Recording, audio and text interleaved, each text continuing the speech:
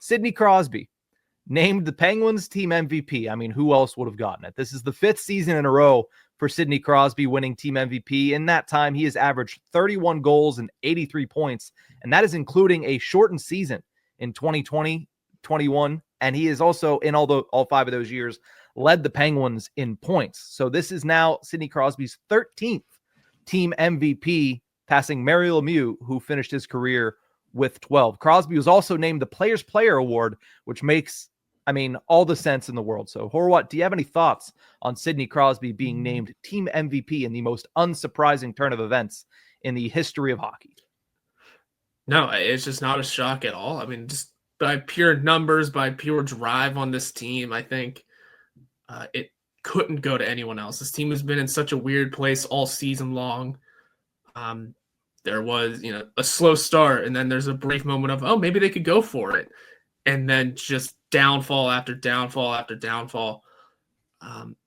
NHLers getting sent to the minors, injuries starting to pile up for certain areas. The Brian Rust 30-goal season could still happen, but also it's very possible it doesn't. It couldn't be anyone else. I think on most occasions you look at, obviously the numbers speak for themselves. This is his 13th. Who else would it have been? Mm-hmm. But in the grand scheme of things, no doubt was it going to be anyone else. Sidney Crosby by numbers, drive, and just leadership. No matter what, he wants to win, and his numbers prove it. Record after record continuing to fall. What more could be said? Did anyone else expect anything different? No, I don't think you could even make a case for anybody different in team MVP. And again, I don't think you could make a case for anybody different in the Players Player Award. And that is best exemplified by what we've seen over the past, 5 days? Since Friday when Rekka McGroarty and Ville Koivunen were called up. Who is the one guy that has been by their side? Not only on the ice, down to the fact that he is sitting next to them in the stalls, in the locker room. It's Sidney Crosby. And you look at the way that he's kind of handled the situation. And I don't want to say handled because everybody expected him to be kind of the guy that's shepherding along these young kids. That's what the plan has been. And that's what Kyle Dubas has said. There's value in keeping not just Crosby, but he also mentioned guys like Kris Letang. He mentioned guys like Evgeni Malkin. There's value in having these guys here to teach that next generation how to go about things, not just how to play on the ice, but just how to be a professional and how to conduct yourself at the NHL level. And Crosby, it's like it immediately turned on when those kids came up. He was like, cool, this is what I'm here for. Obviously Crosby is still here to put up point per game seasons and be one of the best 10 players in the entire National Hockey League, because that's what he's done. But you look at the fact that Kelsey Surmats of the Hockey News reported he stayed out there for extra time with McGroarty, with Koivunen in their first practice, with even Emil Bemstrom was still out there, and Brian Rust was out there as well to help shepherd things along.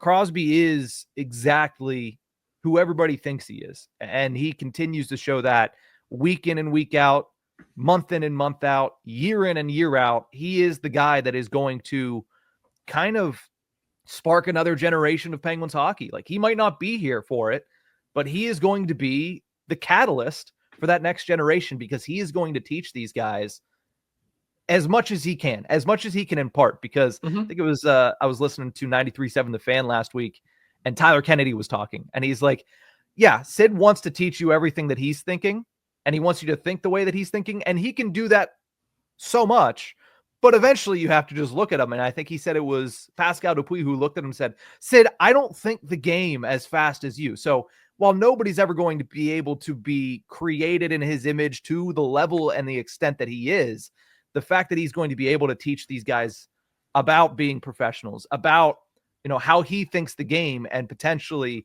improve their, everything, because that's what the goal is, I think is huge for the Penguins. And like I said, while he might not be here, he will be the catalyst for the next era of Penguins hockey, and we'll see how well it goes. Yeah, it's that little story that reminds me of, this is a meme or a gif from not a long time ago, but a couple years ago now. It's a LeBron James trying to explain to Austin Reeves some sort of play, and Austin Reeves is shaking his head. Yep, got it. And then at the end, he just goes, I have no idea what you just said. Yeah. And they start walking away, and it's just like, I don't know what to say. Like, it's LeBron trying to teach. I'm assuming Austin Reeves was a rookie when this happened because it was a long time ago now. Well, compared to LeBron, he was obviously a rookie. Yeah. It was also early in Yeah. LeBron's Lakers tenure. Yeah. To the point where now I think back of that, like Austin Reeves, I don't know anything about basketball. I'm taking a shot in the dark here. He's still on the Lakers. I still hear the name kind of often. I think he's one of the better players on that team now.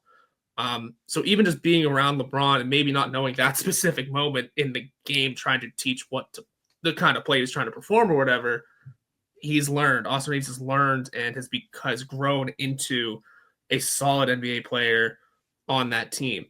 Crosby might be able to teach the game in a very similar aspect of, sure, no one thinks the game as fast as him, but these kids might pick up on something, learn over the years, and quickly become a catalyst down the line themselves and become a key piece of the lineup down the line. Just by being around, just by kind of soaking it all in. You may not understand everything that he says right off the jump, but you'll pick it up, you'll learn it, and it's a great way to grow just being around those kind of players. Yeah, I know we keep pumping his tires, but here's the last thing.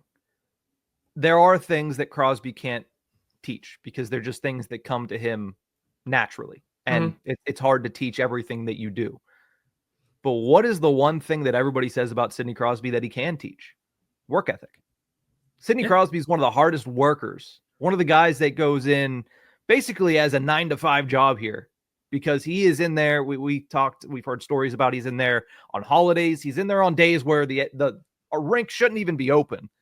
And he's in there working.